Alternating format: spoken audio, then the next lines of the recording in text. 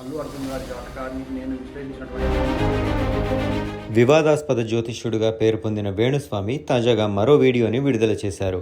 మినపగుళ్ళైనా రవ్వైనా Tenali double horse వారివేగా. అంతేగా Tenali double horse మినపగుళ్ళు, Tenali double horse idli రవ్వతో చేసిన ఇడ్లీలకి, తెనాలి డబుల్ హార్స్ కందిపప్పుతో చేసినటువంటి సాంబారు తోడైతే అల్లు అర్జున్ జాతకం గురించి, ఆయన భవిష్యత్తు గురించి గతంలో తాను వివిధ ఛానళ్లలో చేసిన వ్యాఖ్యల్ని కలిపి ఒక వీడియోని విడుదల చేశారు. రాబోయే 10-15 ఏళ్లు అల్లు అర్జున్ జాతకం బాగుంటుందని, పాన్ ఇండియా స్టార్గా కొనసాగుతారని పాత వీడియోల్లో వేణుస్వామి చెప్పారు. నిర్మాతలకి మినిమం గ్యారంటీ హీరోగా అల్లు అర్జున్ ఉంటారని ఆ వీడియో క్లిప్పుల్లో వేణుస్వామి చెప్పారు.